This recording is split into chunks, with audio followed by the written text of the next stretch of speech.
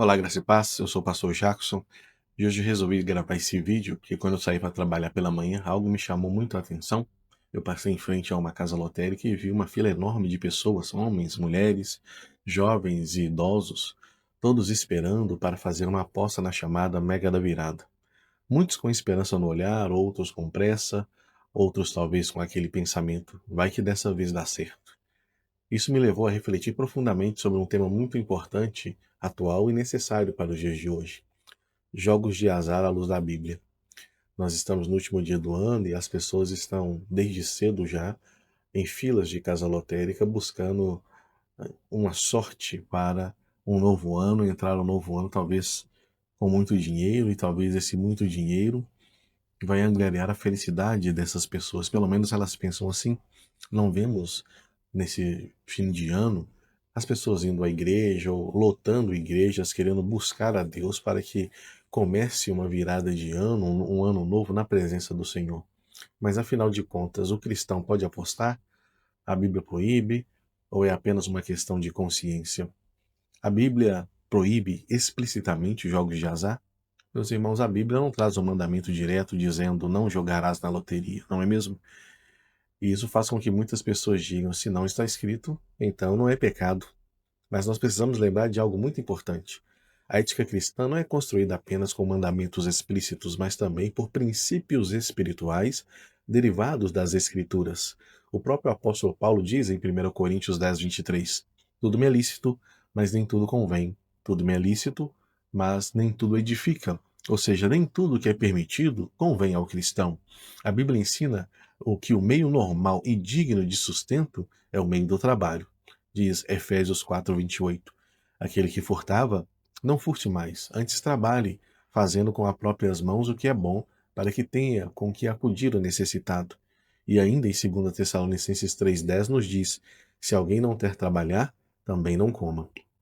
A lógica dos jogos de azar vai na direção oposta: ganhar sem trabalhar, enriquecer sem produzir, prosperar sem esforço.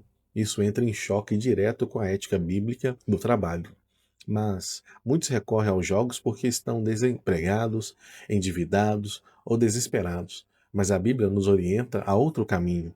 Em 1 Pedro 5,7 nos diz: lançando sobre ele toda a vossa ansiedade, porque ele tem cuidado de vós. Quem tem cuidado de nós é o Senhor nosso Deus.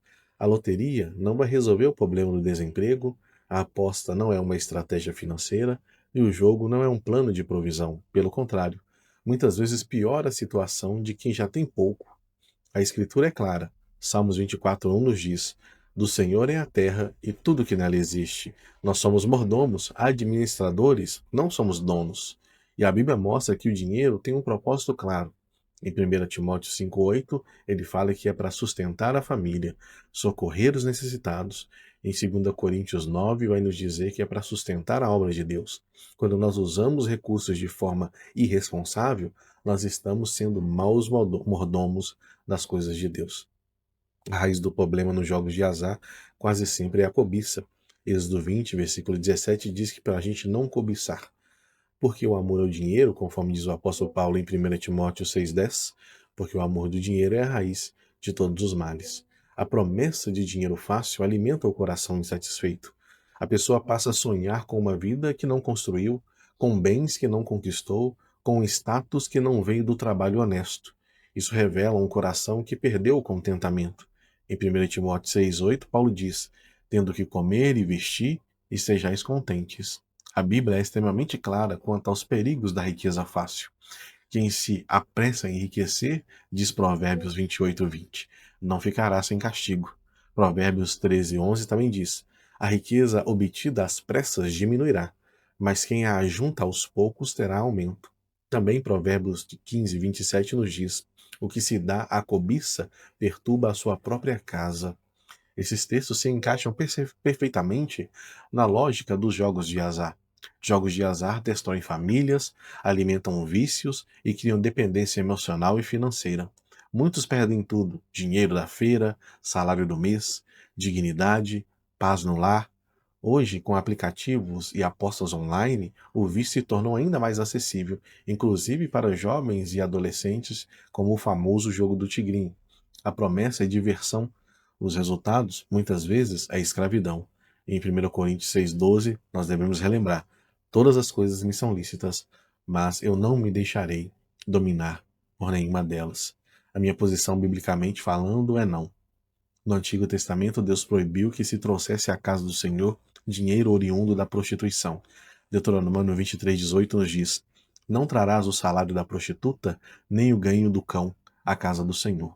No Novo Testamento, Pedro rejeitou o dinheiro de Simão, o mágico, dizendo, em Atos 8,20: o teu dinheiro seja contigo para a perdição.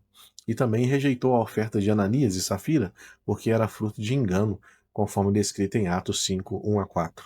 Deus não se agrada de recursos obtidos de forma pecaminosa ou corrompida. Queridos irmãos, o problema não é o valor da aposta, é o princípio. Quando princípios estão em jogo, 1 centavo vale tanto quanto 1 milhão. Deus não quer apenas as nossas ofertas, Ele quer o nosso coração, a nossa confiança e a nossa obediência. Buscar em primeiro lugar o reino de Deus e a sua justiça, e todas essas coisas vos serão acrescentadas. Essa é a promessa de Mateus 6,33. As pessoas estão buscando em primeiro lugar as casas lotéricas, os jogos de apostas para começarem um ano bem. Nem uma só pessoa ganhará a mega da virada, todas as outras vão perder. O que nós devemos buscar em primeiro lugar? A verdadeira segurança não está na mega da virada, mas nos Deus que governa todas as coisas. A verdadeira esperança não está em números sorteados, mas no Senhor que nunca falha. Que possamos aprender a confiar mais na providência de Deus do que na sorte. Que o nosso sustento venha do trabalho honesto, da fé viva e da dependência do Senhor, e que tudo que façamos seja para a glória de Deus. Que Deus abençoe sua vida hoje, último dia do ano, que nós possamos entrar nesse novo ano que se inicia sabendo que Deus é o nosso pastor, é o nosso provedor. Ele jamais nos abandonará. Deus seja contigo.